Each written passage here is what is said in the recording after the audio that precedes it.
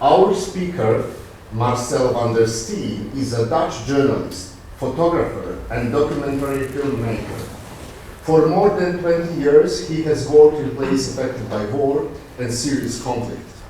He has reported from the Middle East, including Lebanon and Syria.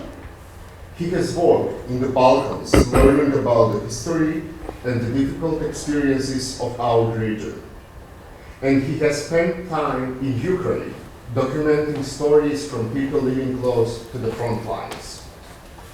Through his work, Marcel brings attention to the lives of ordinary people in extraordinary situations. His reporting reminds us why honest, responsible journalism is essential, especially when truth is under pressure. In his talk today, Marcel will share what it really means to be a war reporter, the challenges in the field, the moments when the camera stops but the story continues, and the responsibility journalists carry when they witness human suffering. We are grateful to have him with us today. Marcel, thank you for being with us. Thank you.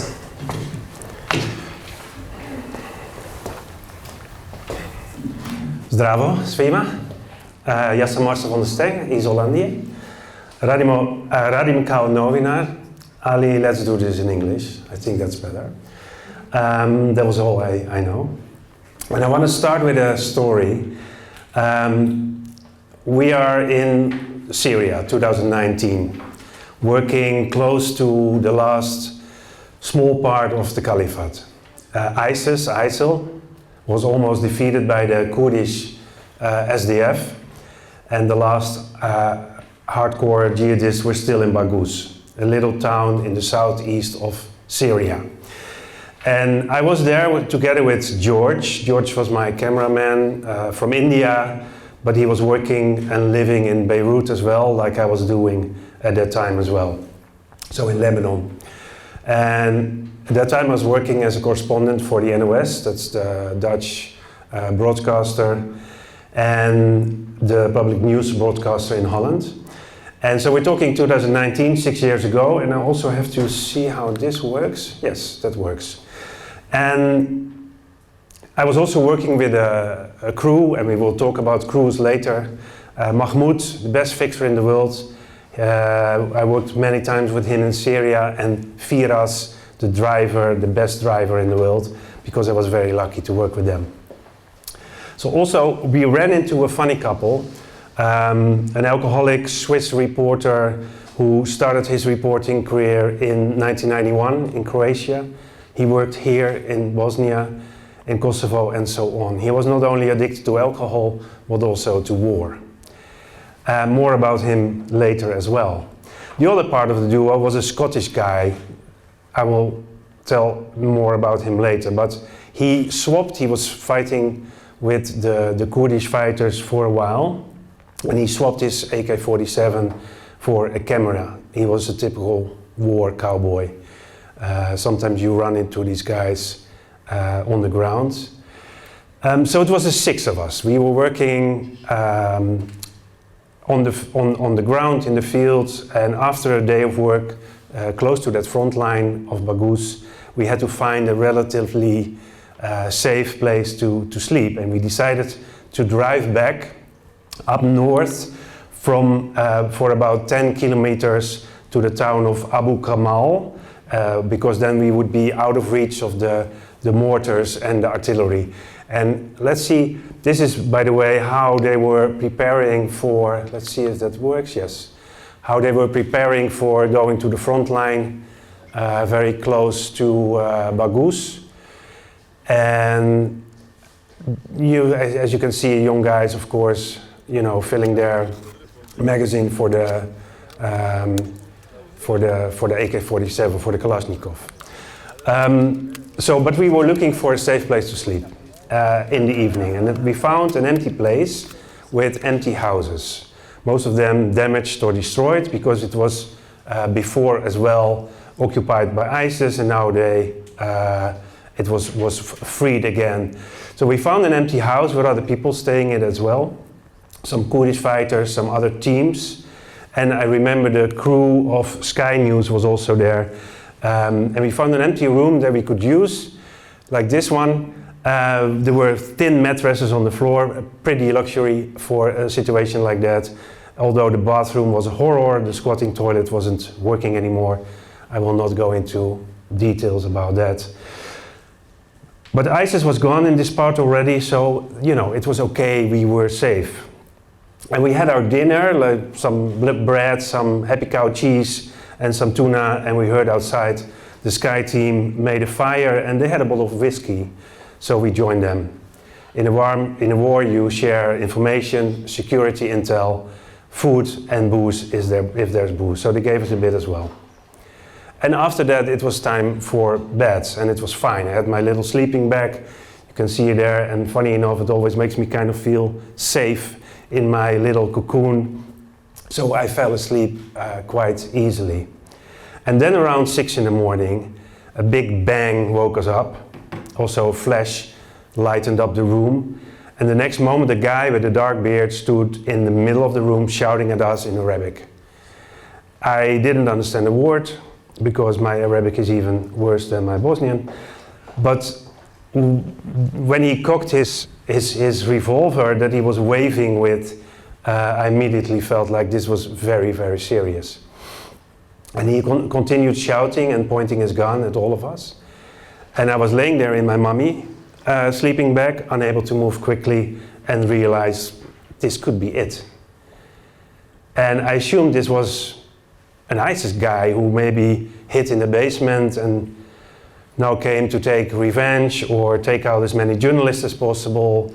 But in these few seconds lying there, looking how he was pointing the revolver at me, I knew there was really nothing I could do.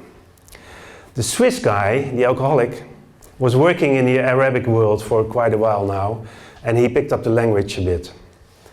So he did understand what the guy was shouting and why he seemed wanting to kill us. You shit in my bed. You shit on my mattress. That's what he was shouting. And of course, we didn't shit in your bed. Why would we shit in your bed? Do you think we are barbarians? That's what a Swiss colleague shouted back. And after a while of more shouting and threatening, the guy calmed down a little bit, just enough to stop waving his gun in our faces. And at one point he stormed out of the room, probably looking for the perpetrator somewhere else. So what happened? This was the driver of the Sky team, a Syrian guy who was in the war already too long. He had his whiskey and he went to his mattress in the room next to us, and when he lied down he put his head indeed in a pile of shit. So I can imagine he was angry, but it wasn't us, of course. So after I calmed down a bit, I was happy that I was still alive, and I took a photo of the light coming in through the wall, and I went out where we made coffee and where we found out who was the villain last night, because she bumped her head against my leg while I was sitting on a tree trunk in front of the door drinking my coffee. I love cats, but this one almost cost my life. In this hour, what will it be, 30, 40 minutes, I'd like to tell you a bit more about working in conflict zones. This was just an example of how things can shift, how things can be completely unpredictable, and that things are often not what you think that they are. What I want to do is make it very practical today. Maybe there are people who are thinking here to become a journalist in conflict zones. Maybe not. Is anyone thinking about that already? Like that would be an option for you? No? Okay. I already have. You already have? Yes. Okay. Just that. So now I have to be very careful what I'm No, it's okay. what I'm telling you. So I want to do like three things. Take you kind of on a trip to one of the conflict zones in the world. Could be Ukraine, could be Syria before, could be Lebanon at this time as well. you know, different countries where still a war is going on, like Yemen as well. So I want to take you kind of through the three parts: the preparation, how do you prepare for a trip like that, how do you act, how do you work on the ground, and what do you do when you're back home. And maybe it's good to tell you a bit about my work. So I worked in Ukraine in the last few years. I worked first as a freelance reporter for NOS, like the Dutch broadcaster here in the Balkans. I moved to Sarajevo in 2010 first, because I really love the city and I really love the Balkans and I wanted to work here. And after a few years freelancing here in the Balkans, I started working for NOS, and then, I mean, a week later, the refugee crisis started. The first border was closed between Macedonia and Greece, and that made me work for almost a year on the road, but like in the whole region of between Greece and Slovenia, Hungary. After that, I moved to the Middle East. They were looking for a new reporter, new correspondent in the Middle East, and I lived and worked there for 3 years. Decided to go back home to the Netherlands, and then after a few years I moved here again because, well, I love this city. But next week I'm moving back to the Netherlands. So I'm going up and down to different places, but so I worked in I think in 4 wars now: Yemen, Iraq, Syria, Ukraine. And what I said, like, I think it's good to take you kind of through the 3 steps of preparation. Let's start there, and then how to work there and how to act when you're back home. So the preparation. You have some stories that you think are interesting, but it's always very difficult to sell your stories, especially when it comes now, for instance, to Ukraine. The war there is almost going on for 3 years now. So many stories are already told about the war in Ukraine. So I'm a freelancer, so I have to pitch my stories. I have to tell my clients, my media I'm working for, like the Belgian television, Dutch newspaper, Dutch television, that I'm planning to go to Ukraine or to Syria, and tell them, like, these are my ideas, this is my idea, are you interested?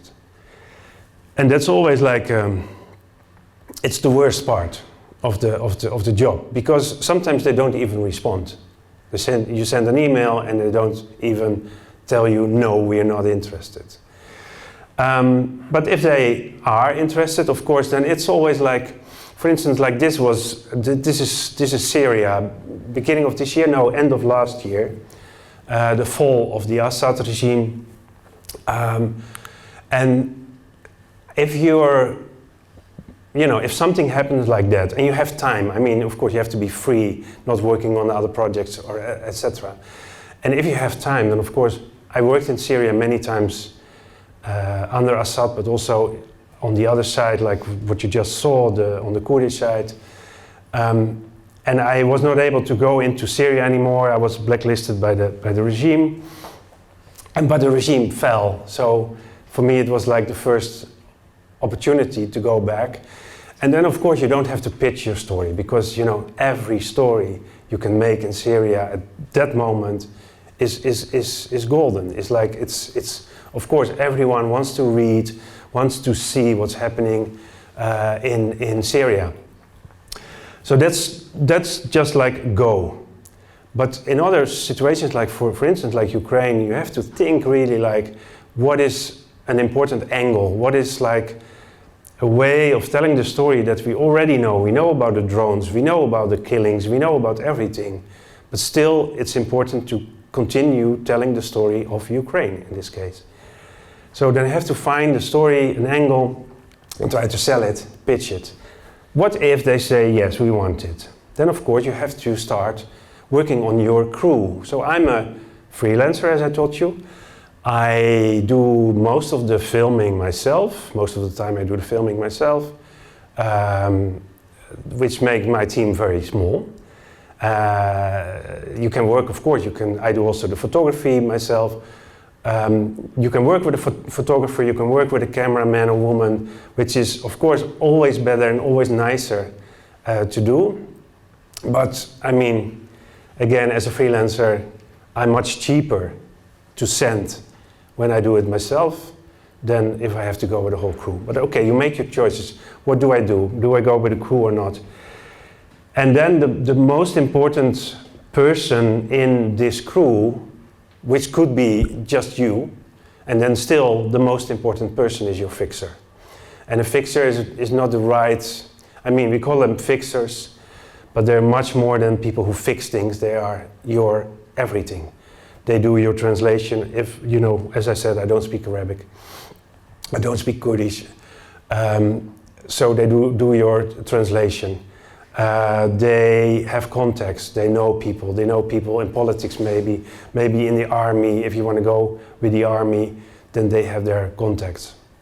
So it's super, super important to have a good fixer and a nice fixer. That is your everything, what I said, like also for security-wise, they know if it's safe or not to go to some places, but we will talk about that later. So then you find your fixer, and how do you find your fixer? That's I mean, there's not a website where you find fixers, although of course some fixers do have websites, but it's more, you hear it from colleagues, and there are groups, there are WhatsApp groups, there are Facebook groups, where you can find contacts and where journalists are sharing this information, like this is a good fixer, you can call him or her.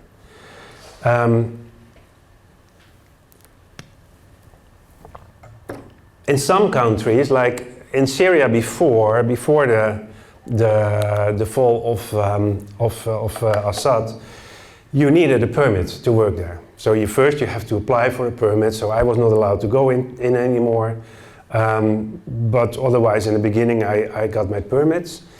And for instance, also if you go to Iran, which is not a conflict zone, I mean, it's not a war zone, then also you need a permit to get in. Sometimes, like for Yemen, I was once in Yemen a few years ago, and it took us 6 months to get a permit to travel there. Maybe yes, let's continue this. Because, as I told you, I'm a freelancer. So I have to pay my own cost, most of it. Some clients, some media do pay the costs, and the costs are super high.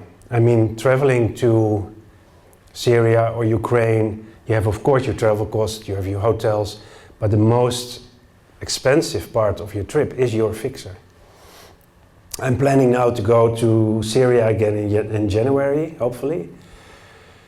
I will pay my fixer, and it's a very friendly price, together with a driver. So we have a car, petrol, driver, and fixer, and I pay him $500 a day, which is, I mean, I think it's understandable. It's an understandable price, but of course, if I work 10 days with my fixer, it's $5,000.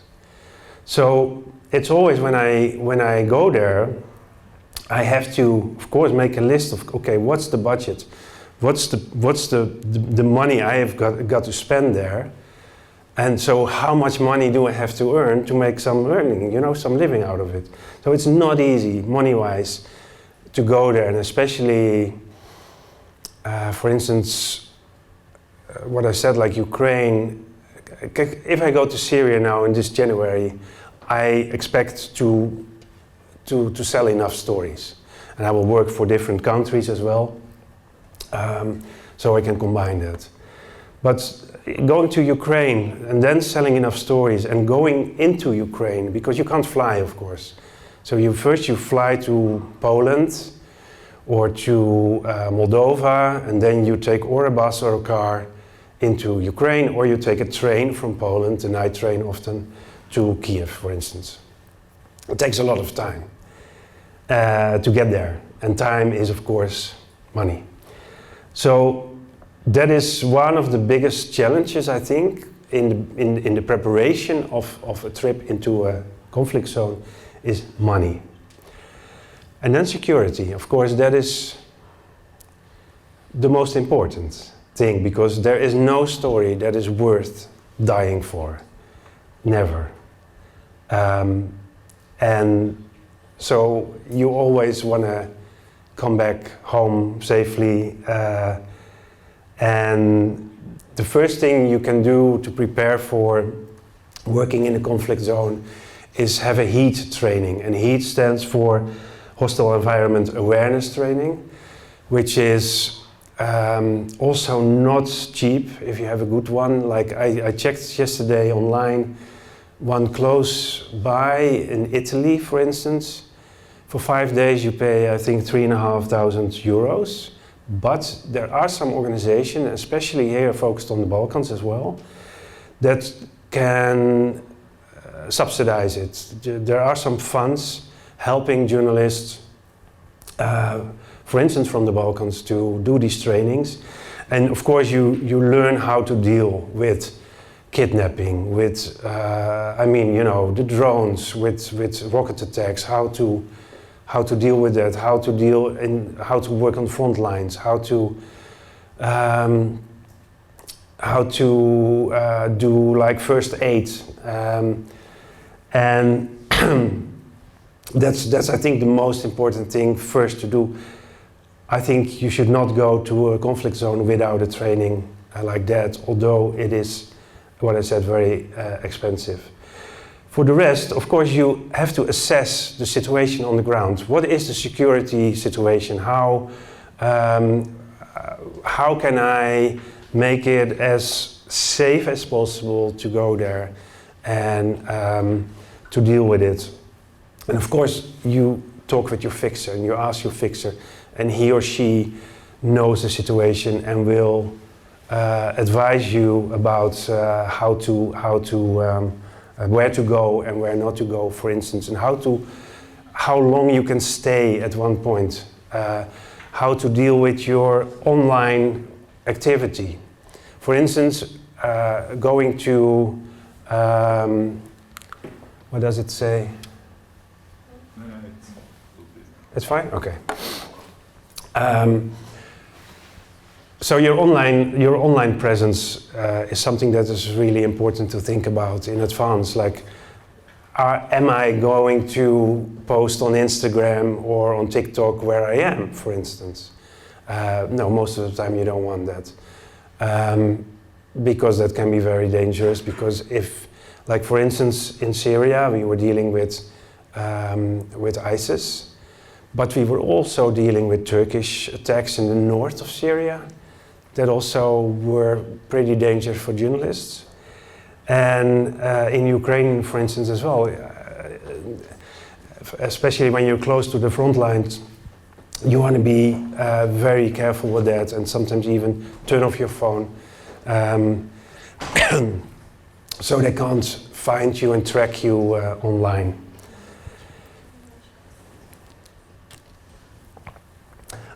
So security, of course, safety is very important, and it's always good to think of, should I bring a vest like this? Should I wear it? Sometimes you wear it, sometimes not. Should I take off this one? Because sometimes this is like a target. For instance, for ISIS, this was definitely a target. And this one always looks good. Is also, of course, very important, and this is a good one. I had my set also. It was a gift from Free Press Unlimited. It's an international organization, but Amsterdam-based, and especially in the beginning of the Ukraine war, they were giving away sets to journalists who were going there, and also this. So for me, I didn't have to pay for it, fortunately, but also this is like 1,500 euros, I think, to buy it new. And of course this is very important to always have like on you. when you're in the field. Not only for yourself, because your safety, I mean, if for instance, you're hit, then it's up to your colleagues to help you. And if you're wearing that for the people around you and not for yourself, mainly. The last thing I want to mention in preparation is your mental preparation, because what are you going to do if you find yourself in difficult situations? How do you respond? Will you freeze? Will you fight? Will you flight? Those are the three options, and fight is of course a stupid option. Flight can be dangerous too, and freeze can be dangerous too. So it's really good to think about what situation and how you're gonna react in stuff like this. This is Kabul, by the way, in Afghanistan. Just after the Taliban came back, and this is Iraq. This is, for instance, also like this is a security threat. You know, this young boy. Of course, he doesn't want to kill you, but he has probably a loaded gun in his hand. So what is he going to do? Maybe he makes a mistake, and those things can be very, very dangerous. This was in Mosul, in Iraq. But so how do you respond to people? For me, the most difficult part of working in conflict zones is that it's not the danger immediately. Also because I rather work a bit behind front lines, because I think it's much more interesting as well. But how do you respond to people who are in a very bad situation often? That's what you're dealing with, people who are trying to find a safe spot, or maybe living in a war. I visited last year, 2 years ago, a woman who was at that time living very close to the front line in Ukraine, in the east of Ukraine.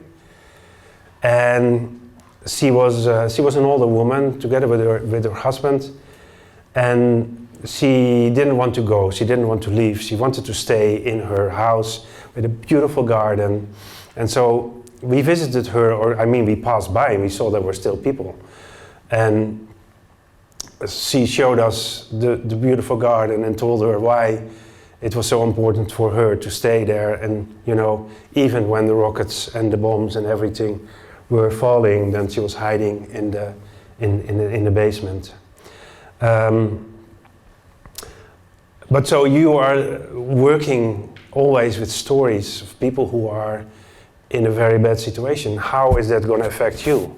We will talk about that later when you come home, how to deal with these stories. I mean, because what I said, like the most difficult part for me is always like you connect with someone and then you are leaving and they are always still in the same situation.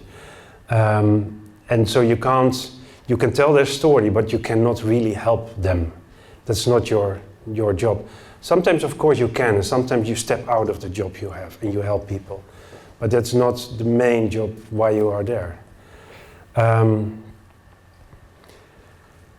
So that's, I think, the few things to prepare. Like, of course, make a good story, pitch it, think about the money, think about insurance, think about the security, you know, prepare yourself, do a training. If you need this, okay, then you have to find a set like this, buy it or get it funded somehow. It's difficult. And of course, if you're working for an organization, I'm a freelancer again, if you're working for an organization, these things, of course, are much more easier. Because money-wise, you don't have to think about that. Probably you still have to make a plan, like, okay, what is it going to cost the organization? But if they have the money, then they can send you, then it's not your problem, of course. And then also they have the gear. And then they also have probably a security coordinator. When I was working for NOS, I will tell you when we are on the ground, because let's go there. Okay, so we enter. We prepared very well. We enter, and what I said, it's often in Ukraine is by train or by car, someone can pick you up, or by bus. Sometimes just public transport is the best option in many situations. Even in Syria, last time I took the bus to, that's not the bus, to go back to Damascus from Idlib. I was in Idlib in the north. And so public transportation, of course, not in Afghanistan, not in Kabul, but in Ukraine, in Beirut as well, in Lebanon, public transportation is an option to go to Damascus.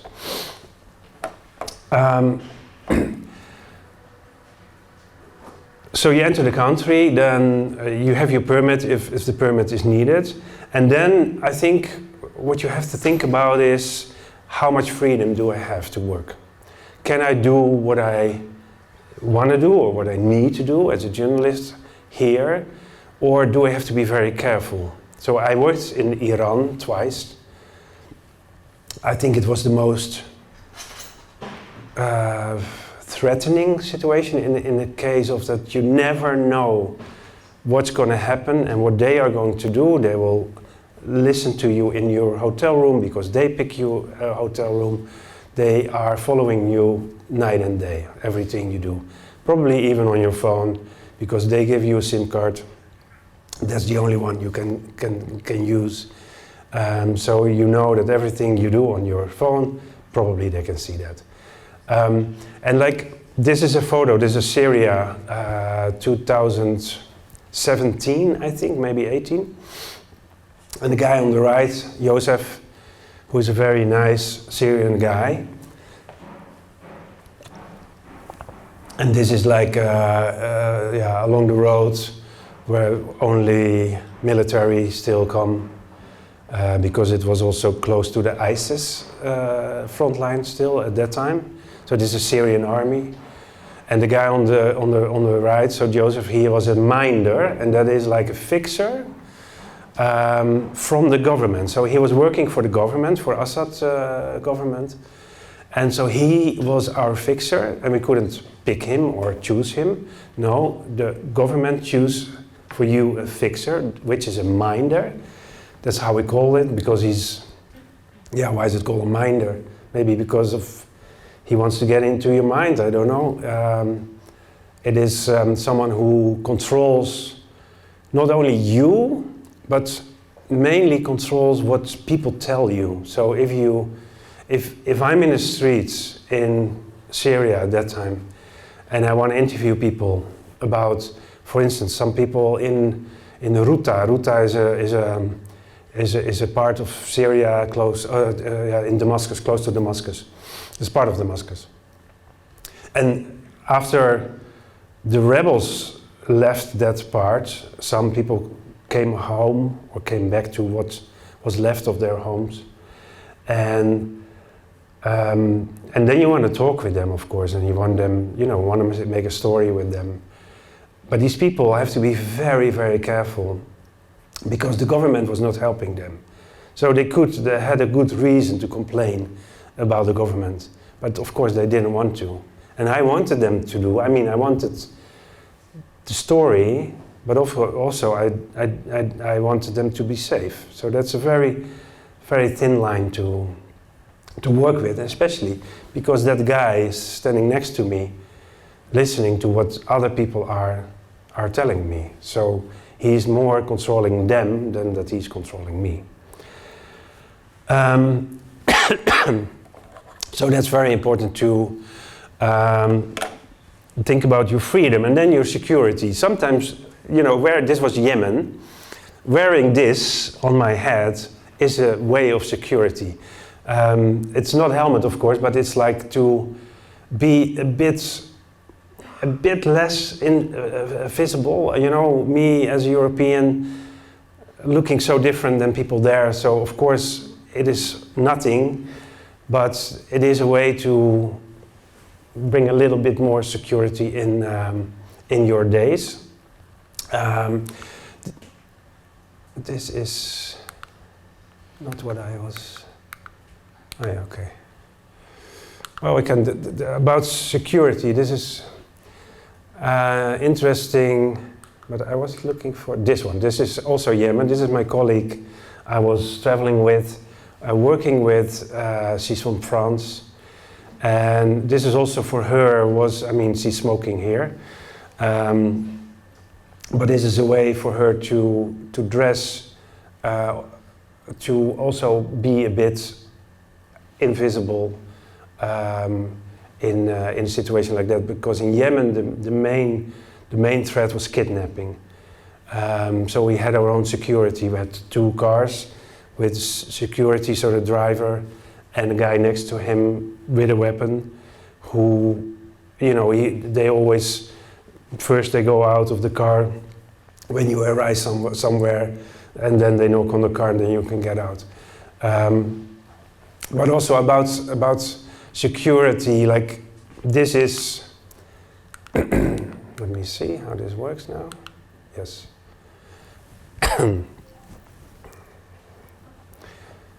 This looks pretty nice and cozy. This was Afghanistan. And he's like, it's beautiful, how they use the eye makeup on the man, like it's a Pirates of Caribbean kind of look, and I think it looks amazing. But this is Taliban. So I was having lunch with Taliban, and it looks very nice, but it felt like in the lion's den. Like, you know, if I said something that I didn't like, that could have been very, very dangerous. It was in a military base south of Kabul, and so, you know, it's always funny in a way that when I'm sitting there with these guys and I'm having lunch with them, which is super nice, I'm okay, I feel calm. But always when I'm out of a situation like that, and when I come back to my hotel, or in Kabul, which was kind of a safe house, or back home, then always afterwards I get like the adrenaline and the thoughts like, shit, what happened? In what situation was I? And this could have gone so wrong, but you know, thank God I'm still here. And of course, again, about security, always think about what should I wear. This was Syria, this was a very dangerous part of this, the Palestinian neighborhood south of Damascus, where I went back this year as well again, completely ruined.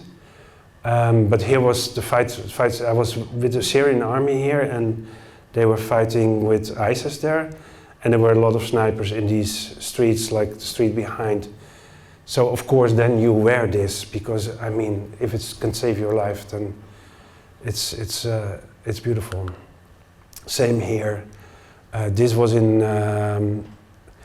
this tent camp close to Baghouz. And this was also pretty dangerous afterwards because a lot of these tents were booby-trapped. So there were mines or booby traps with wires that, you know, I'm sitting next to it, but if I had, you know, tried and looked inside, it could have been deadly. So that's security. Then ethics. So how do you're working with people. You're working with human beings, with their feelings, with their anger, with their sadness. People lost their family sometimes. So I think I was working, that was not in a conflict zone, that was in the time of the refugee crisis here in the Balkans. So 2015, we're talking. so 10 years ago now. And there was a huge camp. I mean, it was not a camp, it was a makeshift camp. 10,000 of people were staying there, living there in tents, in the mud, in a horrible situation. Because Macedonia closed the border with Greece, so people were stuck there. And I was making, because we had in Holland, we have a TV news, a daily news program for children, for 11 plus children, or even younger, I think 7 plus, something like that. Which is super nice because they explain the news to children in a very good way. And it's always nice to make reports for that program because then also you're working with children. So I was making a portrait, like a 2-3 minutes video portrait of a young boy in the camp. And of course, again, you know,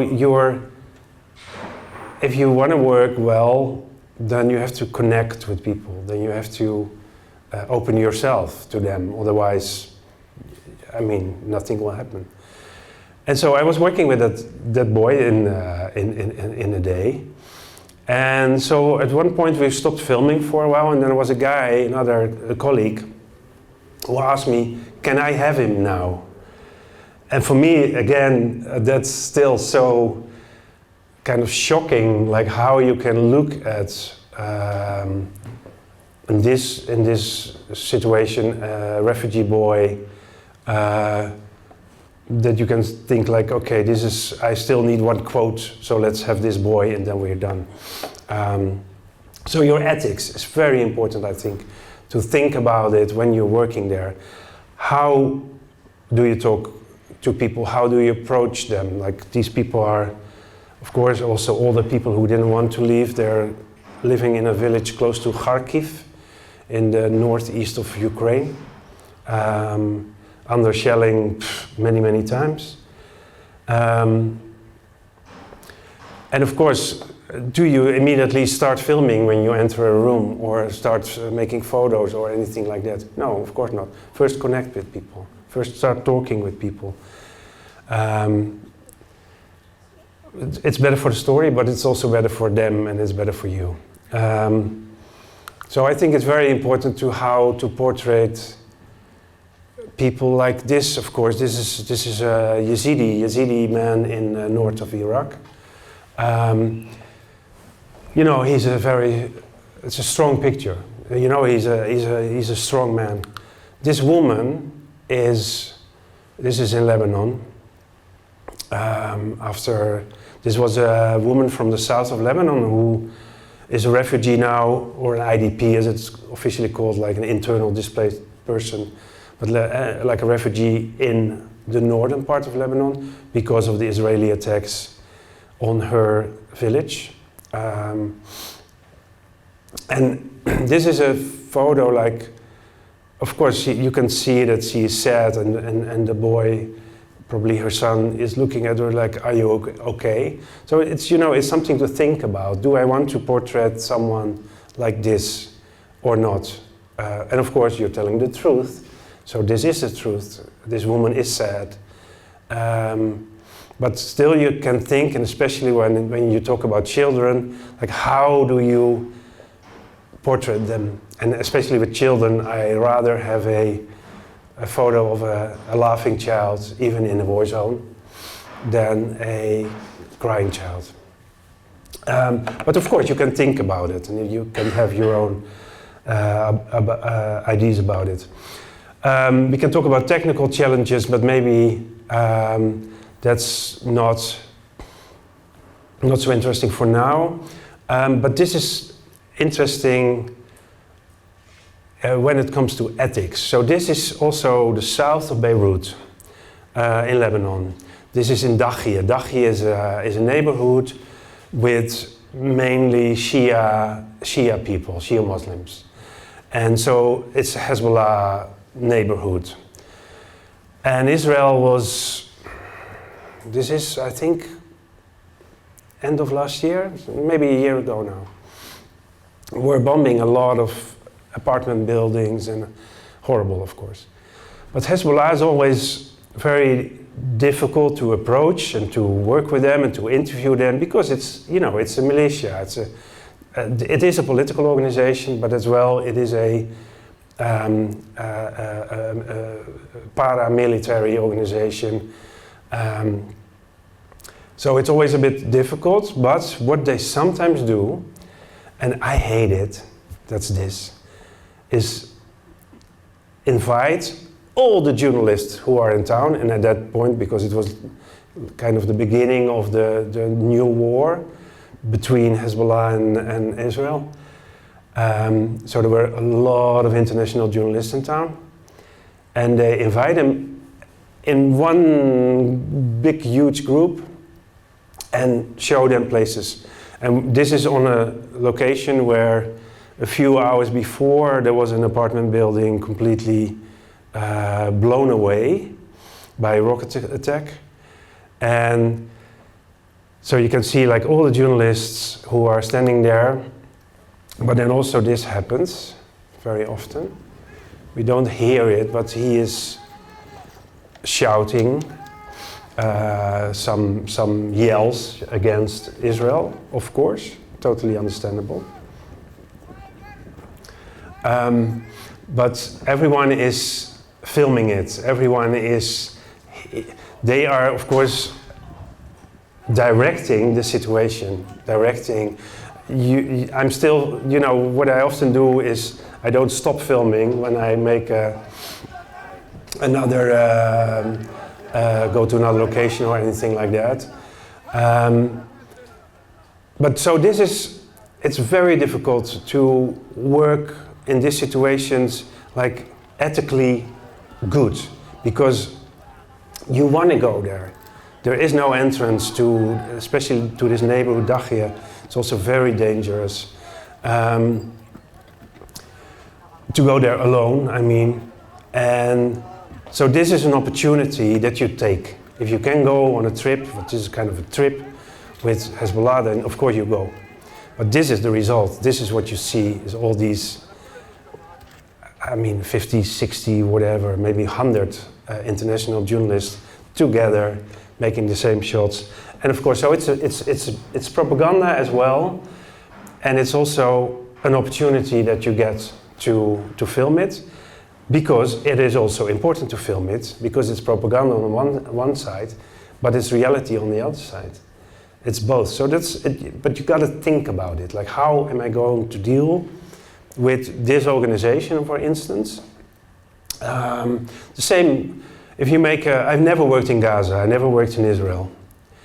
But if Israel allows, that's one of the huge problems, of course, that Israel doesn't allow journalists to get into Gaza and to see with their own eyes, like, what's the situation.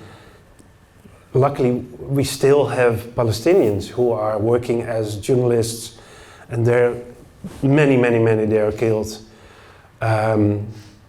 But still, international journalists are not allowed to get in.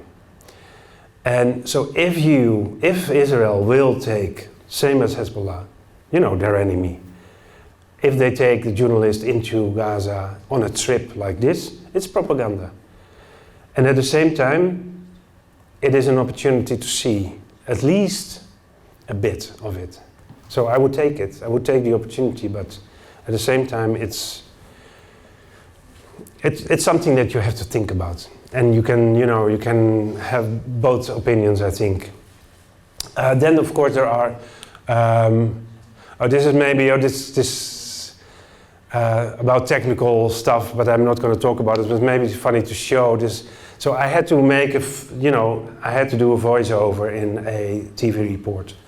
And when you're on the road, this is also in Syria, then sometimes you do it with a sleeping bag over your head, so you have a bit better sound in a room like that.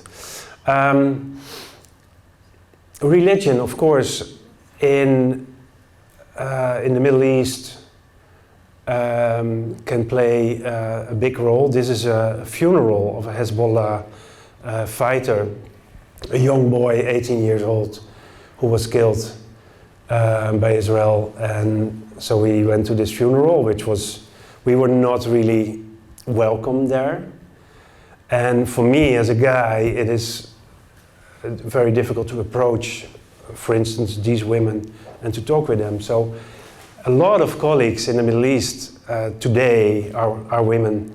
Middle East, often people think like Middle East, you can't, that's, it's a man's job, which is of course bullshit.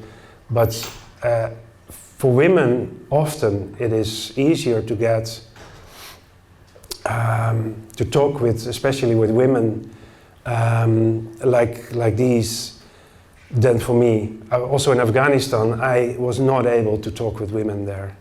But my female colleague, she could, of course. Are there any questions, maybe, in between? How do you sell your story? Why should someone take your story over the journalists that are already there, or the agencies that are already there? How do you say, well, my story is different, I see this differently, and I think this should sell it? Yeah. How do you do that? Well, I think one of the main things, of course, is that I speak Dutch. So I work for Dutch-speaking media. So when I go for Belgium, the Flemish part of Belgium, and so the Dutch-speaking part of Belgium and the Netherlands, and sometimes I work for English as well, English-speaking media. But of course, then I'm one of many. And so, because I speak Dutch, I can not only make a report, but I also can do the live reporting, the TV talks, the radio talks. I can write an article in Dutch. That is, I think, one of the things that makes it easier for me, of course, to work for them. On the other hand, I at one point, not when you start, of course, but I bring some experience, I bring hopefully some quality, and I have a relation with these media. That's also important. So they know what to expect from me, so they know they can trust me, and so that makes them pick someone else, or me over someone else maybe. And on the other hand, I mean, there are not so many people doing this. Of course, if you see a picture like that, but it's the whole world together. The whole world was there, of course, and of course CNN was there, and ABC, etc. And money-wise, I've been, when we went to Baghouz, so that's the southeast of Syria. So here Damascus, and here's Baghouz. And so we had to go first from the north. We were staying in a hotel in Kamisli in the north, and then we had to go first to like an oil field, Omar oil field, and that's a place where journalists could stay first. So that was the first stop you made.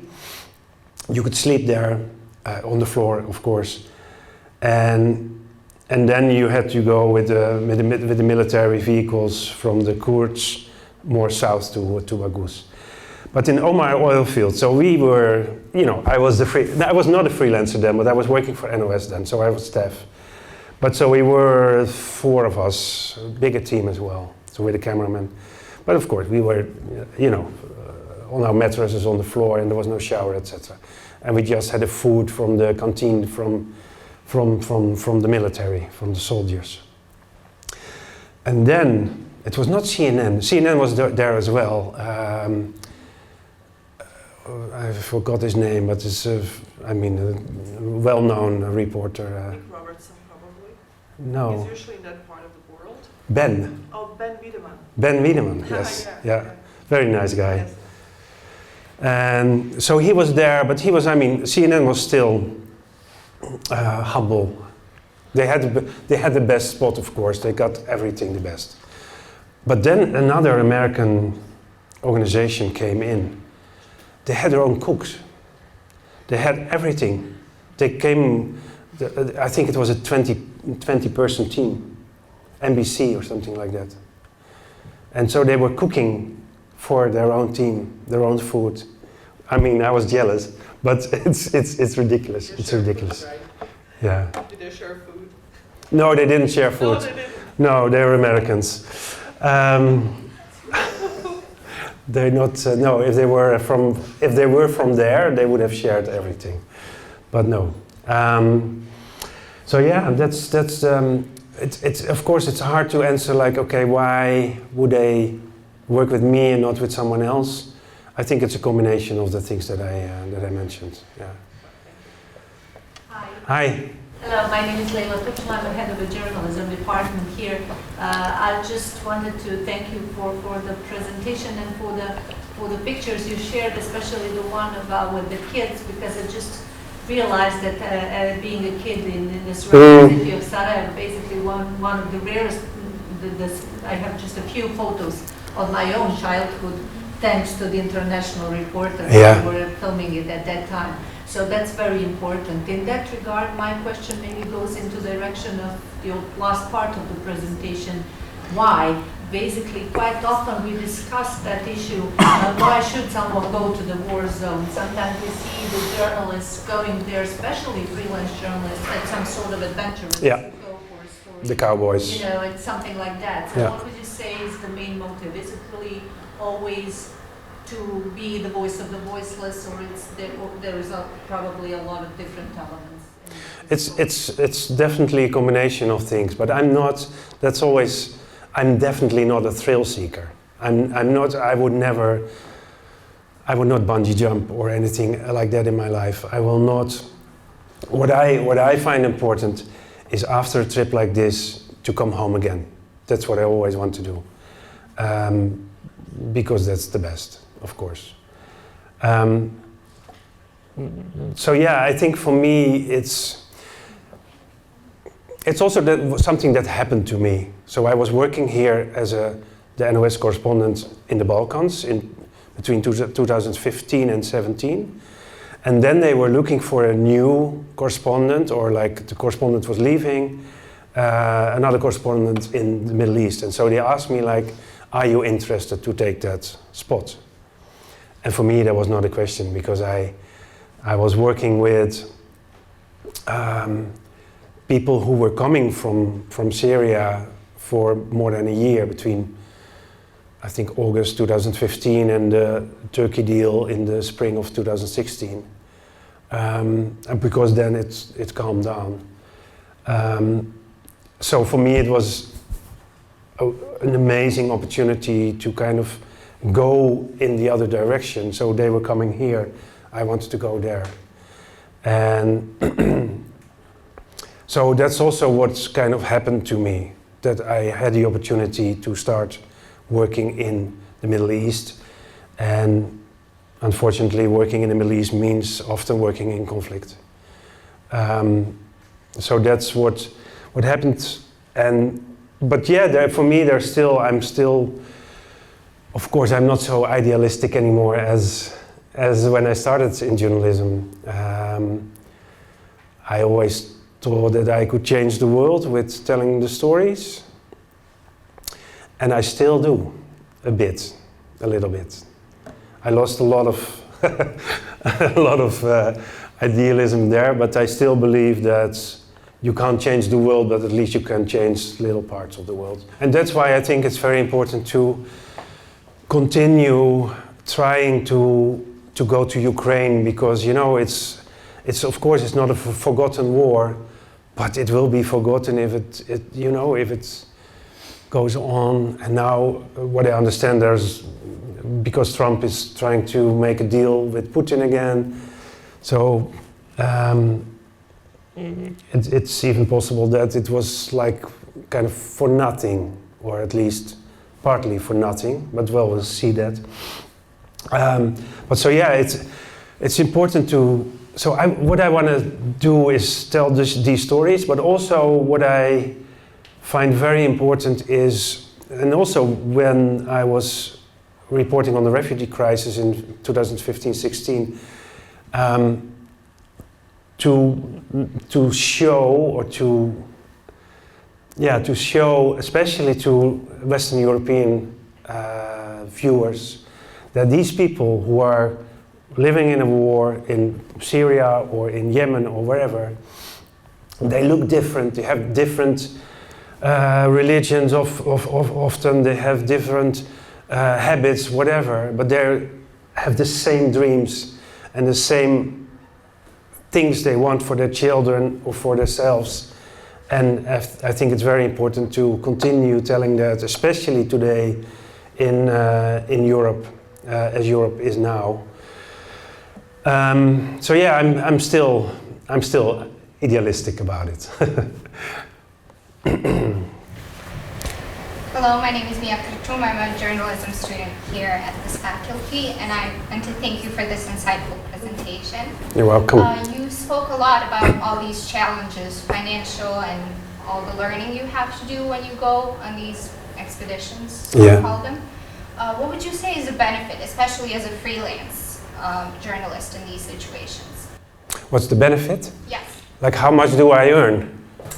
Well, aside from that, what is better about doing it freelance? I'm not a good example, I think, to answer this question, because I had what I said. I was working as a freelancer here for the NOS in the Balkans, so till 2017. Then I moved to Beirut, and Middle East is not a freelance spot, but a staff. So I became staff.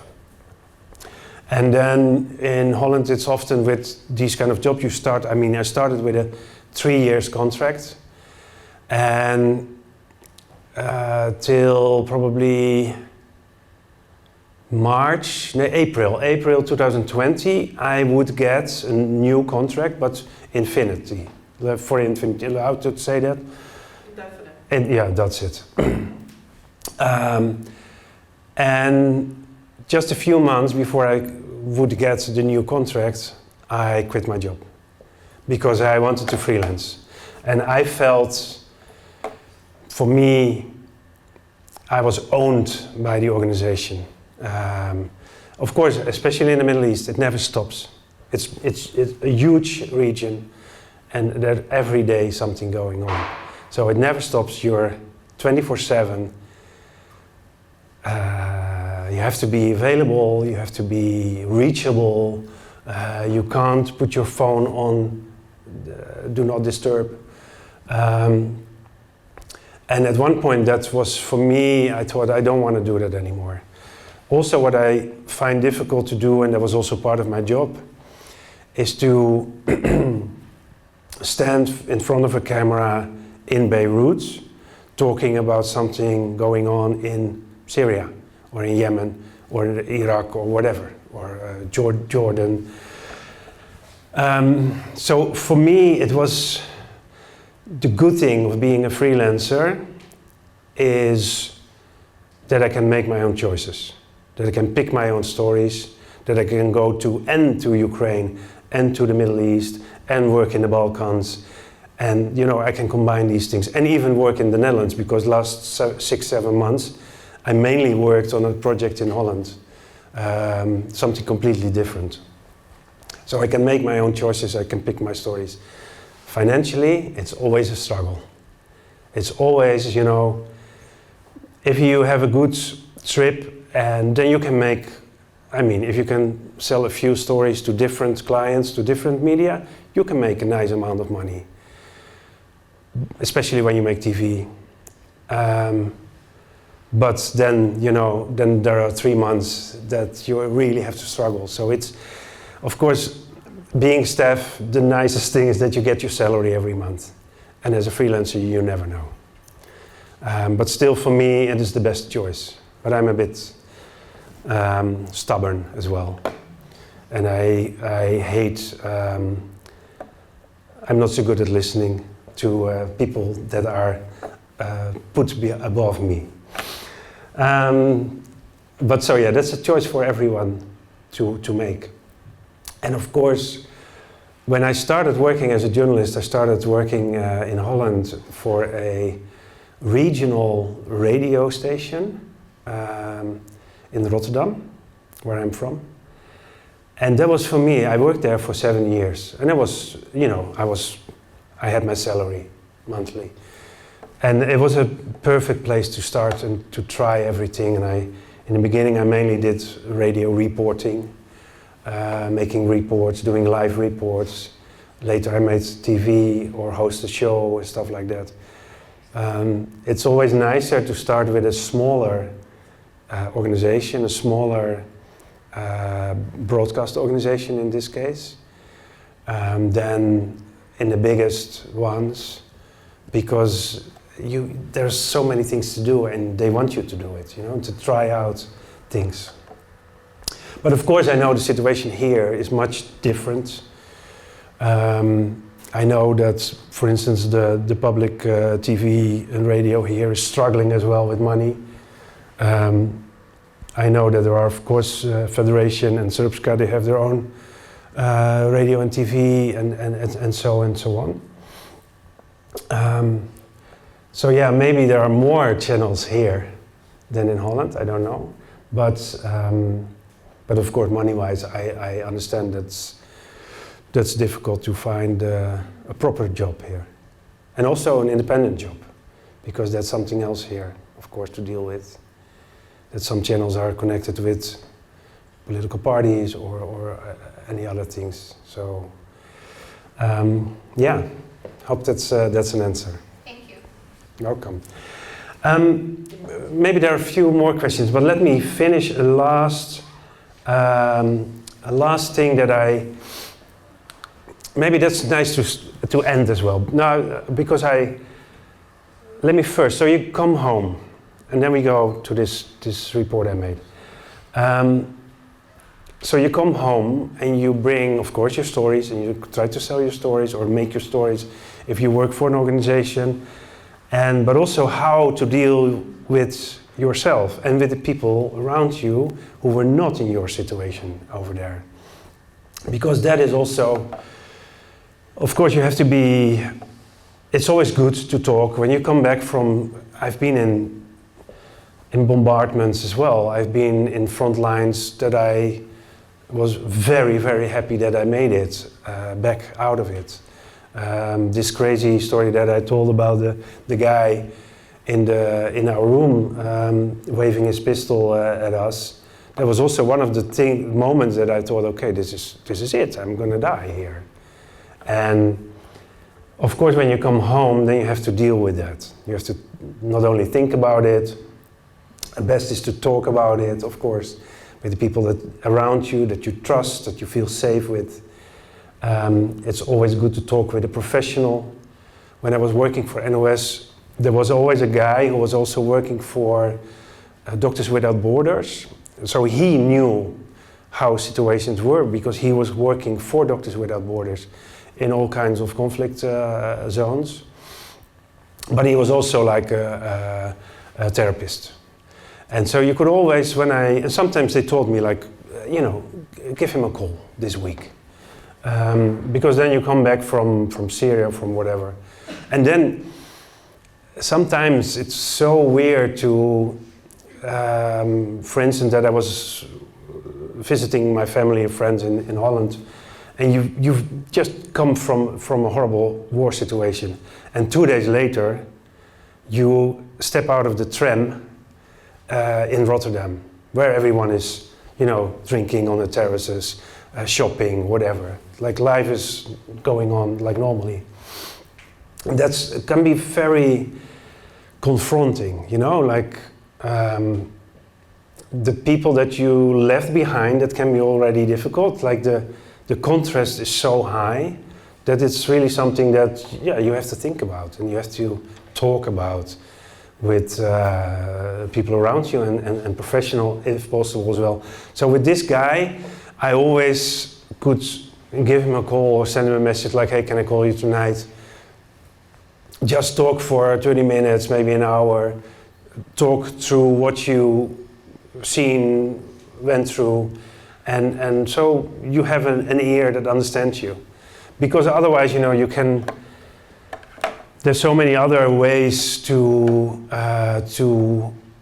lose yourself. Alcohol, for instance, if you drink alcohol, it can be a very dangerous friend when you come back from places like this, or other substances that,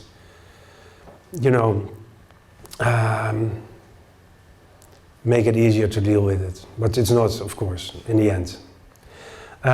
So that's important, but what I also want to show, so I was in Odessa. Odessa is south of Ukraine. It was, I think, 2023 already. So I went in the beginning many times to Odessa and not to Kiev. Also because most of the journalists were going to Kiev and of course not to Odessa. And I thought Odessa was a very interesting place as well because it was close to the front lines with Kherson, maybe you remember that was occupied by the Russians. And Mykolaiv, that's also a city close to Odessa. And in Odessa they were still very scared that the Russians would come by sea, by boat, to take Odessa in that period of time.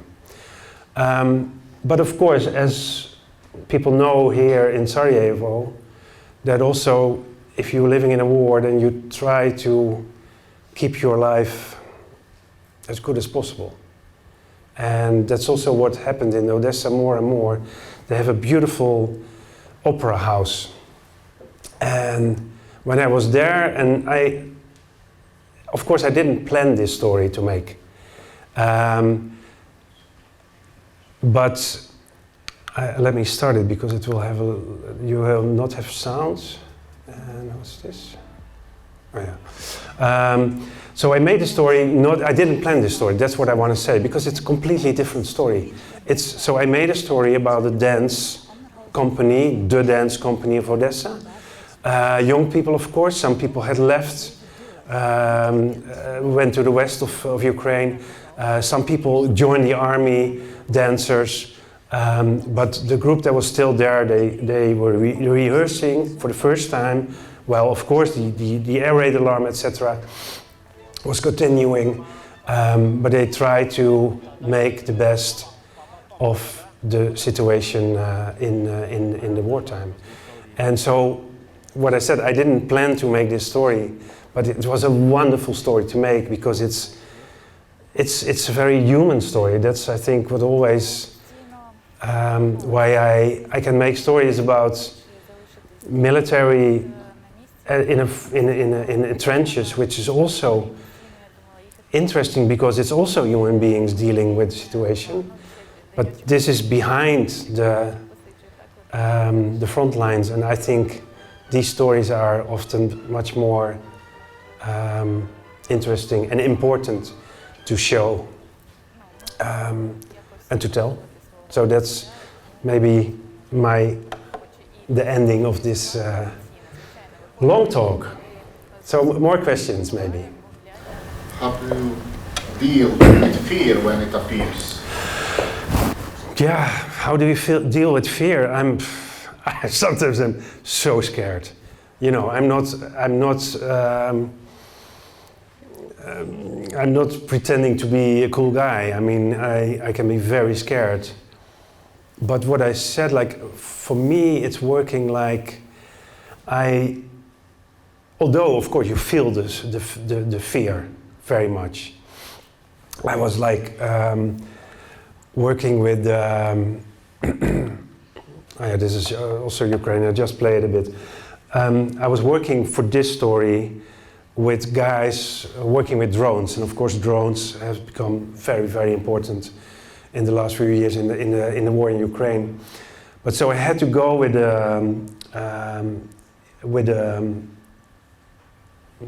a group of soldiers who were working with drones pretty close to the front line. And so you're there, so they're sitting under some trees, and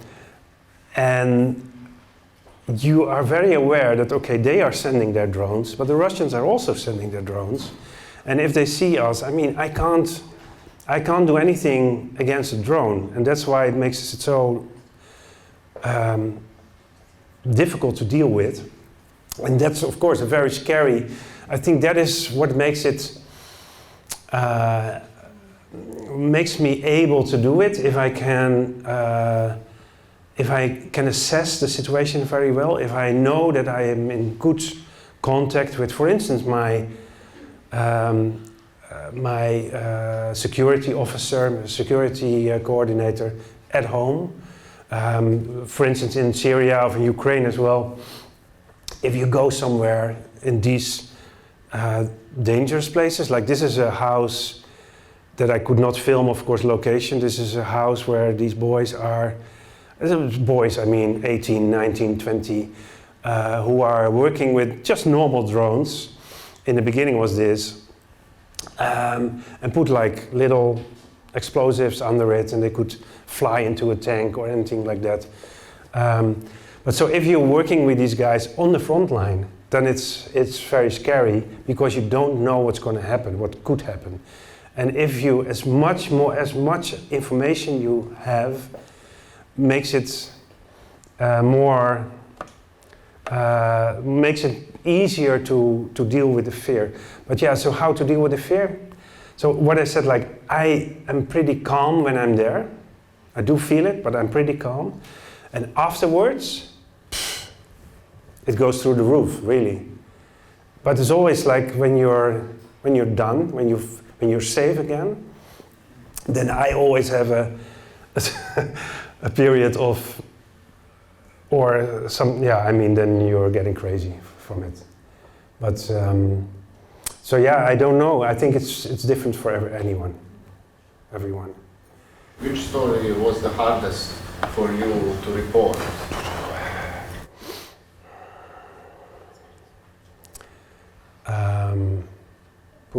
I don't know. I think one of my first trip was to Mosul, Iraq, north of Iraq. It was still the Iraqi army and also some Shia militias were fighting ISIS still in Mosul.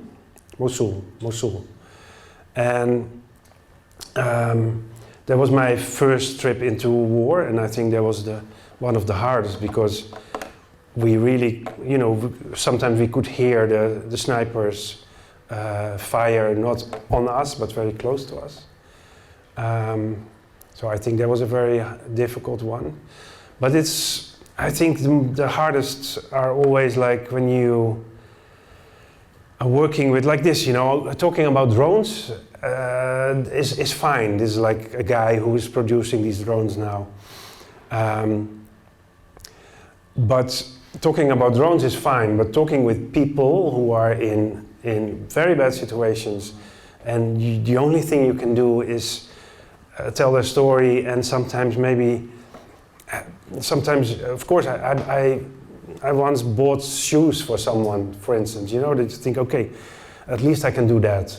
But I think the stories that you feel connected to the most, that is always the hardest to make. Yeah. Other question. Hi. My name is Leah Jean. I'm studying journalism here at this faculty. So my question is, do you have any advice for us, for journalist students, for future journalists? I think what's important, I mean, this is with the guys close to the front line, where they were working with these drones, and of course I had to blur their faces. But here they were just sitting under trees in the little table and a laptop. That's war these days as well. But what's the most important? I mean, okay, because that's what I'm thinking of now. What's the most important thing is that you're always stay honest with yourself. So, and I think especially here in Bosnia, if you work for Bosnian media, it can be difficult to be an independent journalist who tells a story as it is, because we are, as journalists or journalist students, are more and more, I think, needed in a world full of content creators. We are not content creators. We are journalists. We are telling the story as it is. And with all the fake news and with all the AI taking over, it is more and more important to go out in the field and to tell the story as you see it. So I think that's the most important thing. And sometimes it's difficult because sometimes it's a story that people don't want to hear. And the truth is not always easy to tell, but it's... Yeah, I think it's really important to be brave in this job. We have to be brave to do it. Yeah. I know from news sites here who are really working on corruption, trying to report on corruption and things like that. What the people are doing to nature here, to the rivers here. But of course they are not able to do that with money from commercials, for instance. No advertisement on their pages because companies don't want to, be connected with that. So they need their income, their funding from embassies or organizations who are trying to protect journalism. So yeah, you have to be brave. I know some people working for these websites and they are very brave. In the Netherlands we have a news program for children. And we have, so NOS is working for, of course they have the 8 o'clock news and they have the 6 o'clock news, etc. They make TV, radio, but online they are very, very present with their stories made in a good way. They're working on Instagram, they're working on TikTok to reach the audience that you need with good information, with trustworthy information and news stories. Because indeed, and do it in a way that it's attractive to watch, to listen to. Really, we have to think about changing how I'm an old guy. I'm not on TikTok. So you should not ask me to do that. But there are so many young journalists who are able to make the change and tell important stories on the platforms that are available. But at the same time, I know so there is NOS op 3, it means their target group is, I think it's your age and maybe a bit younger. And they are doing this, on all the platforms they are telling their stories, make very good explain videos, okay, this is going on, what is this, why, what are we looking at, and so yeah, that's I think very important that we find a way to do that, but at the same time, we are indeed prisoners of this algorithm. And I mean, the algorithm decides for you what you want to see, what you will see in your feed. So I think it's also important that as a journalistic organization that we try to find a way to get it in our own hands more. But that's very difficult. I know that, for instance, NOS now is, they launched a website for this same group, target group, between, let's say, 16 and 24. And they made their own website now to be at least independent from all the streams and the other platforms, because you never know what's going to happen. And so yeah, I don't know. And also, I mean, the fake news, and of course, if we have political leaders who don't believe in telling the truth. Look at Donald Trump, how he is dealing with media, how he is dealing with journalists, calling them, what did he say? Morons, retards, liars. Exactly, and be quiet, piggy. That's also what he said this week. But for instance, yesterday they had what's his name from Saudi Arabia, Bin Salman visiting the White House, and Bin Salman probably, as far as we know, was responsible for the killing of an American journalist, Arabic. I think he was from Saudi. He's an Arabian American. Yeah. Yeah. And so he is responsible for that. And so there was a journalist, a brave journalist, a woman, who asked questions about this. And Trump responded something like, he didn't know about that. And you should not embarrass our guest by asking these questions. Well, this woman was doing her job in a very good way. And so, but that's not helping, of course. If we have political leaders like this, in Holland we have the same. I mean, we don't have a Trump, but we have someone who, Geert Wilders, is doing, acting the same and dealing with media the same as well. So yeah. So yeah, be brave. All right. Thank you so much for listening.